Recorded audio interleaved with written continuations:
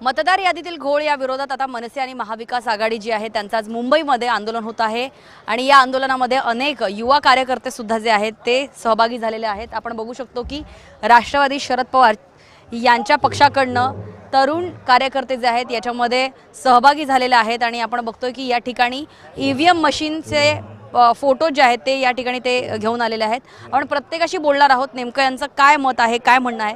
दादा काय सांगाल की तुम्ही ईव्हीएम मशीनचं जे असतं वोटिंग मशीन त्याचं फिक्सिंग केलेलं आहे, इथं तुतारीला वोटिंग केलं की हे वोटिंग इकडनं डायरेक्ट कमळाला जातं, म्हणजे हे व्हीव्हीपॅटच्या मशीनमध्ये कमळाची चिठ्ठी येते आणि हे मतदान कमळाला जात असतं। यांनी हे फिक्सिंग केलेलं आहे बीजेपी सरकारने। काय सांगाल की म्हणजे सगळ्यांचे म्हणजे खरोखरच तुमचं जर असं जर तुमचं मत असेल तर निवडणूक आयोगाकडे तुम्ही गेलात होता, तर निवडणूक आयोग जे आहे ते मान्य करायला तयार नाही की अशा प्रकारचा घोळ होतोय म्हणून सगळ्या डुप्लिकेट याद्या बनवलेल्या बीजेपी सरकारने, खोटं मतदान केलेलं आहे आणि ते खोटं मतदान काढण्यासाठी आम्ही वारंवार निवडणूक आयोगाला जातो, पण निवडणूक आयोग आमच्याकडे काही लक्ष देत नाही आहे। आणि एवढे दिवस निवडणूक आयोगाने याच्यासाठी घेतल्या नाही की यांना मतदान फिक्सिंग करायचं होतं, म्हणून 3-3, 4-4 वर्ष प्रशासक नेमून ठेवलेले आहेत। बीएमसीच्या निवडणुका होत नाहीत का काय सांगाल यांच्या इलेक्शन कमिशन ऑफ इंडिया आणि चिन्ह जे आहे ते कमळ दाखवलंय। दादा काय सांगाल तुम्ही मतदार यादीतील घोळ याचे अनेक पुरावे दिले, तुमच्या पक्षाकडनं सुद्धा रोहित पवार यांनी पुरावा दिला होता, पण त्यांच्यावरती सायबर क्राईम जो आहे, सायबर गुन्हा जो आहे तो दाखल झालेला आहे।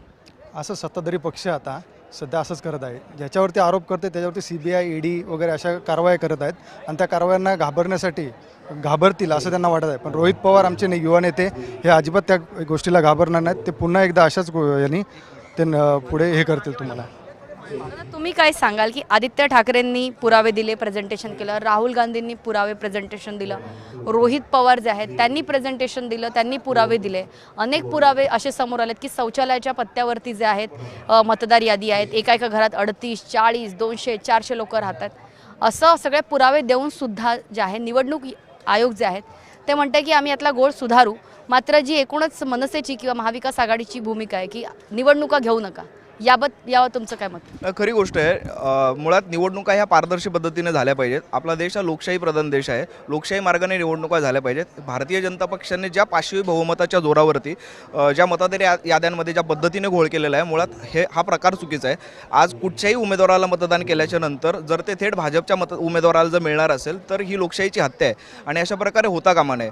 ज्या निवडणुका आता येऊ घातलेल्या आहेत, म्हणजे स्थानिक स्वराज्य संस्थांच्या असतील, महापालिकांच्या असतील, जिल्हा परिषदांच्या असतील, या सगळ्या ठिकाणी मतदार याद्यांमध्ये प्रचंड प्रमाणावरती मोठ्या प्रमाणावरती घोळ आहे आणि ह्या सगळ्या घोळामुळे आज निवडणुका घ्यायच्या कशा? तुम्ही म्हणताय निवडणूक याद्या घोळ आहेत, तर काय बॅलेट पेपरवरती निवडणुका घेतल्या पाहिजेत का? कारण तुम्ही आता ईव्हीएम मशीनचेच फोटो आणलेले आहेत की ईव्हीएम मशीनला सुधारलं पाहिजे? नाही, बॅलेट पेपरवरती घ्यायला हव्यात। आज अमेरिकेसारखे प्रगत देश सुद्धा EVM सारख्या मशीन वापरत नाहीत, म्हणजे आफ्रिकासारखा देश जो अत्यंत मागास देश म्हणून ओळखला जातो, हे देश EVM सारख्या मशीन वापरतात, परंतु प्रगत देशाचे EVM सारखी मशीन वापरत नाहीत।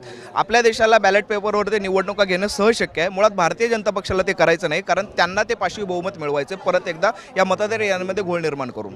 आता काय सांगाल, हे म्हणतात की बॅलेट पेपरवरती निवडणुका घेतल्या पाहिजेत, डिजिटल इंडिया म्हणतो, देश दुनिया सगळी AI टेक्नॉलॉजीकडे चालली आहे आणि अशामध्ये परत एकदा बॅलेट पेपरवरती निवडणुका घेणं किंवा जसा तुमचा आरोप आहे की EVM मशीनमध्ये जो आहे तो घोळ असणं, याकडे कसं बघता?